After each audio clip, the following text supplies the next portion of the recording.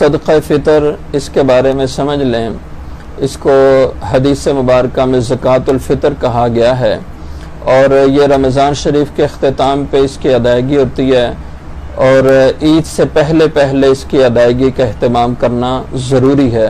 حضور اکرم صلی اللہ علیہ وسلم کے ارشاد گرامی ہے کہ آپ صلی اللہ علیہ وسلم نے امر بزکوٰۃ الفطر قبل خروج الناس الی العید، آپ نے عید کی طرف جانے سے پہلے زکوٰۃ الفطر صدقہ فطر ادا کرنے کا کہا ہے.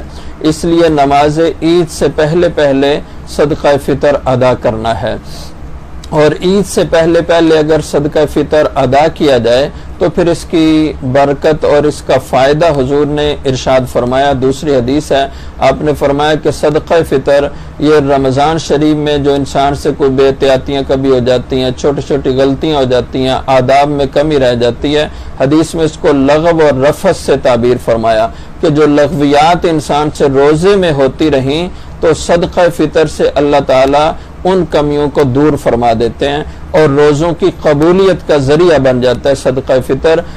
لیکن تب جب عید کی نماز سے پہلے ادا کیا جائے، اور اگر عید کی نماز کے بعد ادا کیا تو پھر اس کا یہ فائدہ نہیں ملے گا، اور پھر عام صدقہ خیرات بن جائے گا.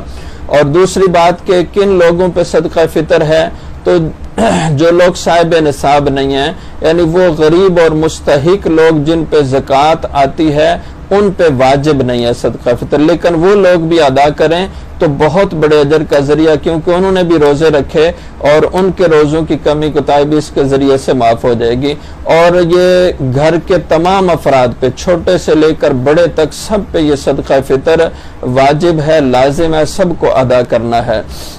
اور تیسری بات ہے کہ صدقہ فطر کی مقدار کیا ہے، تو اس کے بارے میں 2 کلو یا 2.25 سیر گندم ہے، اور 4 سیر جو ہے، اور کھجور ہے، اور کشمش، ان کا 4 سیر وزن ہے.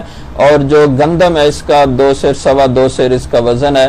اور اس کی قیمت یا تو گندم کی شکل میں آپ فطرانہ ادا کر لیں، یا اس کی قیمت کی شکل میں. اور ہمارے ہاں کم و بیش زیادہ سے زیادہ اس کی جو مقدار ہے وہ 100 روپیہ بنتی ہے، حد سے حد 100 روپیہ، اس سے زیادہ نہیں بنتی ہماری مارکیٹ کے لحاظ سے. تو 100 روپیہ فی آدمی کی طرف سے صدقہ فطر ہے.